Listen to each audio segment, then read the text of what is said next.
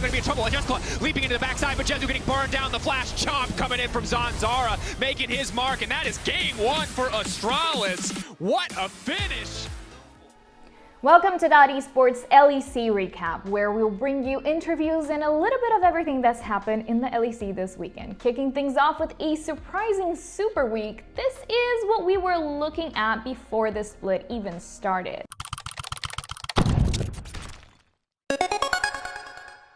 So before the season started, there were a few teams that were in the spotlight because of the various roster moves that they'd made, and SK and Fnatic were two of those teams. And it was more so because they made some pretty significant jungle changes, but from within their own organization. So Fnatic moved Bwipo over from the top lane to the jungle position, and then SK moved their starting support Treatz to the jungle position as well.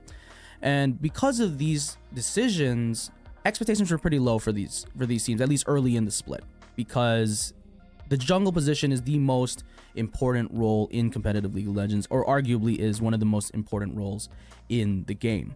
And having someone who's role swapping into this position is going to take some time to get used to their playstyle. It's going to take some time to find an identity as a squad. And for the first 2 days of the Super Week, both SK and Fnatic kind of struggled. It was clear that they were still feeling each other out and trying to see what kind of playstyle matched their roster. And SK did go 0-3, but that shouldn't be something to panic about. There's still a lot of moving parts that need to go right for that team. Obviously, Treatz is starting in a new role, but also Jesiz is coming back to competitive play after having not played for a while, and so he's still shaking off the rust. This roster still needs some time to get ramped up. Fnatic, on the other hand, did lose their first 2 games, but they won against Rogue in the 3rd day of the Super Week, which was a surprise to a lot of people. Now, it's not like they beat them and stumbled into a victory. They beat them pretty handily. Like, there was a really good win from Fnatic. They looked cohesive. They were making really good decisions in the mid to late game. They were fighting really well together. Bwipo had a really good game on Karthus with TP, and they put Adam on Wukong. They showed that they have the potential to be great if the cards fall correctly. And I think that's really important for not just the fans, but for themselves. And so I don't expect them to beat these top teams, like early at least. I don't expect them to beat these top teams like Rogue and Mad and G2 consistently. But I think that if they can continue on this trajectory towards greatness, Fnatic could be a playoff team. And they have the players to do it. These guys look really, really good. Adam looks like he's ready to go. And Bwipo, he hasn't changed. His mentality towards the game is still the same, and I think that it matches the jungle position a lot better than top lane, so there's a lot of potential, but again, temper your expectations and give them a bit of time to get the ball rolling. Fnatic's new jungler and old top laner Bwipo has made quite a few mistakes here and there, but his performance was still indeed promising. The team has not looked as coordinated as we would have liked to see, struggling to obtain their objectives, but we do believe that they might fit in. Bwipo spoke to Esports about his first ever game as a jungler on the big stage, so let's hear it from the man himself. I think I had my moments.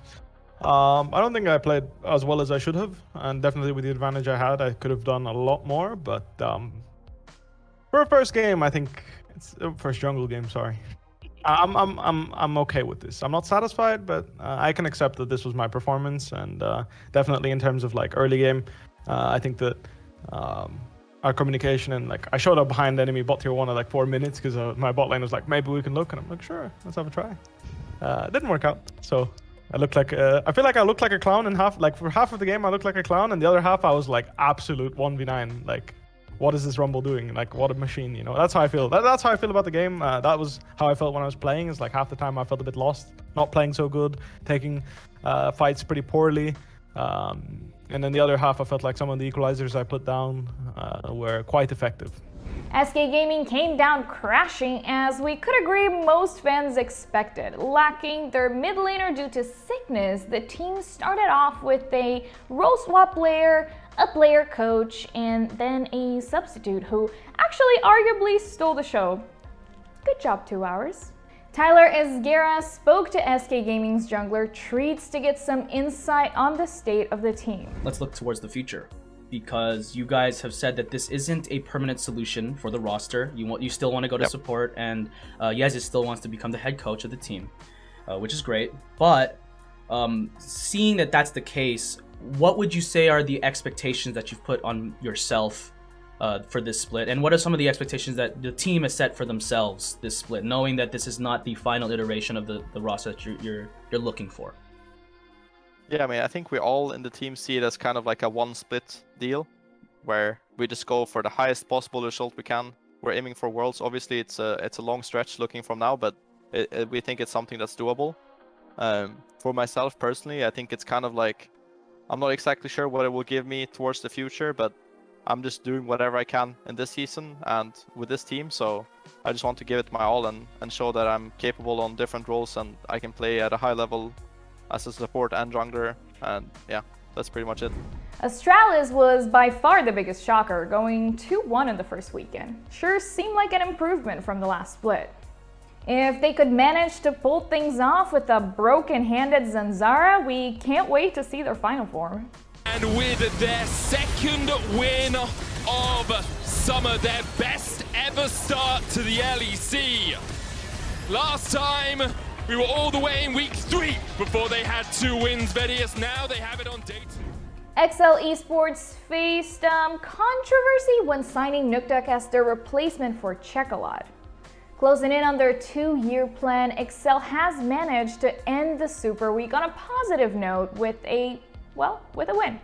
That may or may not have something to do with a first pick Akali.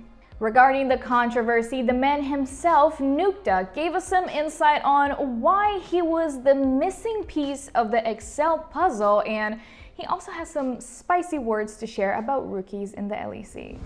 I think they reacted negatively because Czekolad was like not a bad player. I think they were annoyed that he got replaced, and then also they think it's probably more exciting to see some new guy. They want some rookie, yeah, and also I had not have been having good. The last 2 splits I had was not good, so they just thought that. Yeah, I mean, I get it, I get it. That's just what happened, So I think there is something to be said for like a rookie, but the problem I have is that people are kind of delusional when it comes to like rookies. So the problem is that a real rookie talent is someone who gets, let's say, really high in solo queue and is very mechanically good, but then he needs like time you need to grow him because he needs to learn to play as a team, But for me, somebody that has played like 5 years in ERLs, it's not for me a promising rookie. So I think people are a bit delusional when they talk about like how good, what's the skill set in people, because have been playing in team games for a long time. You already have the team play. As for the rest of the competition, if you look at the summer standings right now, I don't think anybody would have predicted this after week 1, but it happened. Misfits is undefeated, and they're the only undefeated team in the LEC. Astralis is 2-1 and hanging out with the likes of G2, Mad, Rogue. It's pretty surprising, and first off, I just got to say that Misfits played really well this past weekend. I really liked what I saw from them. I always thought that they had a lot of potential. It's just that their consistency wasn't always there. I don't know if it was a lack of, veteran presence to help them keep grounded, but the only reason why I'm not giving them really glowing praise for this past week is because they faced off against teams who have made pretty major roster shifts. They faced SK, Fnatic, and Vitality. All three of those organizations have gone through kind of a retooling of their roster, which might have made it a little bit easier for Misfits since those teams need to still gel. I'm way more interested to see how they perform against Rogue next week, because Rogue, no roster shifts. They're still a top 3 team in the league, even though they lost against Fnatic this past weekend. If you can perform well against a bona fide championship contender, then my apprehension, I won't be as apprehensive. But for now, I'm going to wait. As for Astralis, I think they're punching above their weight right now. And I think that they're going to get a reality check in week 2 when they face off against G2 and Misfits, because this past week, I don't think their competition was that great. And the only team that they really faced off that I regard highly is Mad Lions, and they lost against them.